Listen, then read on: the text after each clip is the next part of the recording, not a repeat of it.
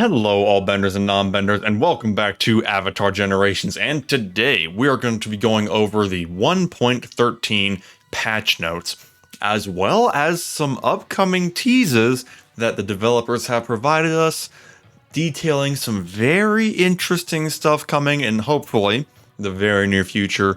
We'll talk about that later on in the episode. Now, before we get started, if you have not already, please like the video and subscribe to the channel. Helps out a lot, and you do not want to miss the stuff that is coming very soon, because it's some fan favorite stuff. Just to wet your whistle a little bit there. Yeah, it's gonna be pretty awesome. But for today, we have the patch notes. These have been out for a couple days now, with the update having been released, but I do want to go over it as there are the usual things like bug fixes, some balances, and the like. Now, let's go over this here. First of all, the big headliner. Guilds have been added to the game. You can join a guild or create a guild with other benders and non-benders. You do have the leadership roles you can have for those of you who are actually running the guilds. And then there is some daily check-in items called Pi Show tiles. That's basically the guild currency for the game here. Of course, there is a guild shop with some exclusive items, and those items are unlocked based on your guild level. The more of your guild members do log in every single day and check in with the guild, the higher your guild XP level will go. And if you have a higher level, you can get more items in the shop. There's items such as tickets, there's even a skill coin at a higher point, and some other stuff that could be very game-changing. We will talk about that in a future video. Other features include some of your standard stuff, messages that the leadership of the guild can send to other players. A guild chat feature will be coming in the near future, as well as a lot of the other stuff that is typical of a guild. If you've played games such as Star Wars Galaxy of Heroes, this is all going to be very old hat for you. Very standard stuff, pretty standard for your typical mobile game guilds. So very exciting there. Some quality of life improvements with your inventory. You can buy multiple slots at once now if you need some boost to how many arts you're holding. You can buy those with, of course, your gold or your nature stones. I don't know who in their right mind would buy it with nature stones, but that's just my opinion. Also, we do have an auto sell feature for arts, relics, and supports, where basically you can select your star level, and anything that's not unlocked, you can set to automatically sell everything of that star level. Kind of a nice little thing there. Just make sure that your favorite stuff is locked. Any of your supports, arts, or relics that you do want to keep, make sure to use that lock feature, because that would be utterly devastating if you accidentally sold something important. Don't do that. Don't do that. Just make sure that you're proactive on locking your favorite stuff, and then you can use this auto sell feature to really save you some time. I know that was really grinding my gears a little bit when I was trying to sell an excessive number of spare arts that I would never use. So nice little thing. Additionally, kind of an adventure map revamp. Everything shows up on one screen now, which I actually really like. Before, it was kind of divided up into subsections that you had to click on to see the sections in that subsection. Now you can just see it all in one map. And honestly, I like that a lot. I actually really do like that a lot. I think it looks much cleaner and much easier to navigate than before. Also, the current regional resources, those being what you use to access boss battles, will be replaced with boss shards in an upcoming update.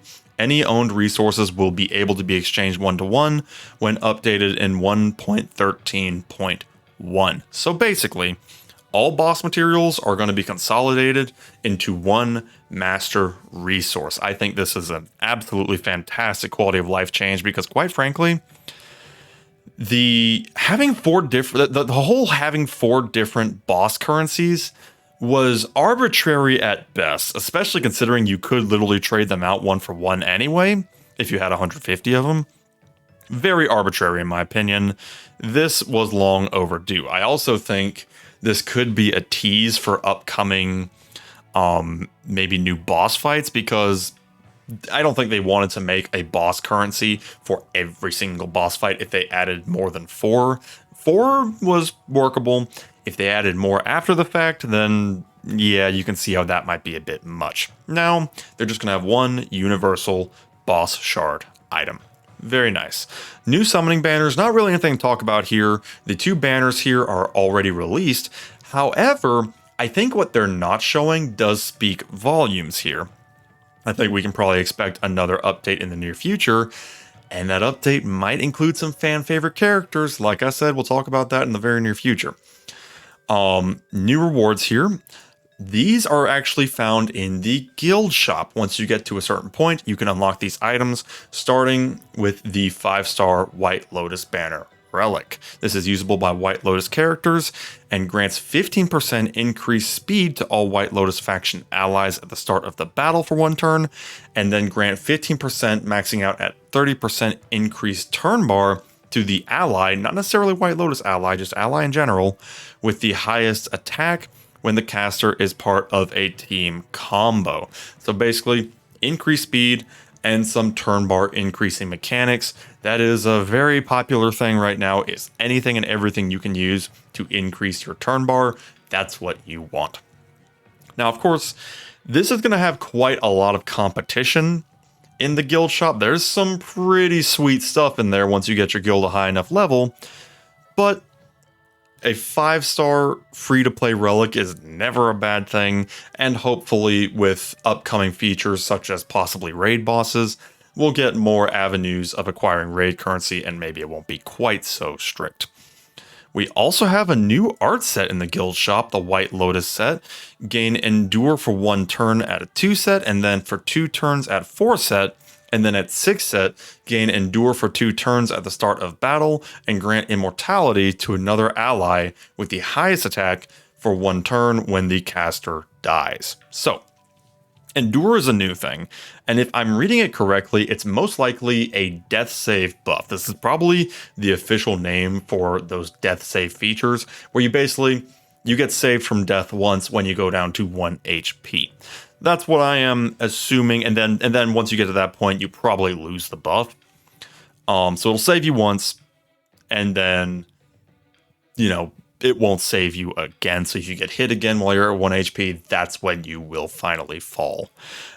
From this point on, I'm going to try and call Death Save Endure when, assuming that is the correct terminology, because this seems to be the terminology that the game is using, and I do think Endure is a little bit of a better wording than Death Save. Kind of nice little thing there.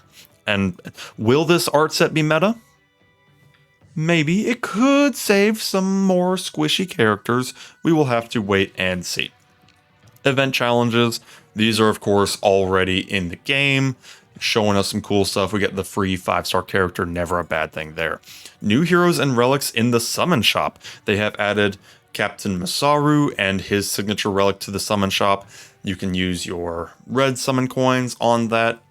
There's also the chance that he could get a rerun. They are rerunning Kiwok and good old Pirate Man right now, after all. So if you did want to save your coins, not a bad idea. However, if you want to take advantage of Masaru being in the shop, he is a fantastic firebender character. Next, some very interesting character tuning, mostly some buffs, but one important nerf that we'll get to in a second. First of all, Chaos Zuko getting a nice glow up. First of all, his advanced skill now removes all defensive effects on the target, ignoring resistance. That means you can kiss your invincibility and immunity goodbye. Nice little thing there to help him do some damage.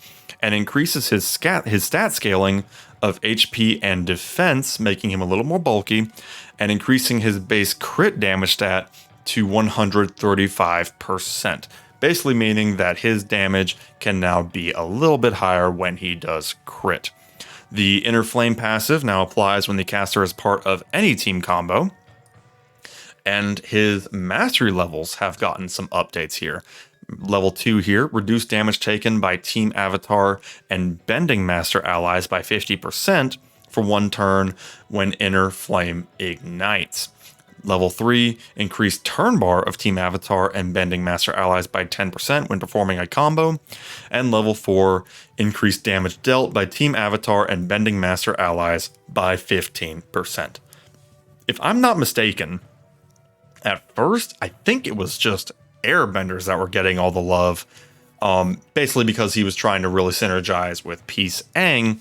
Now, he is giving some massive buffs to Team Avatar and Bending Master allies, very much expanding the roster of characters he can actually assist. So a nice little buff there. I don't think it's necessarily going to make him meta, because he does have quite a bit of Firebender competition, but this is a very nice little glow up that will make him very powerful in any kind of PvE stance.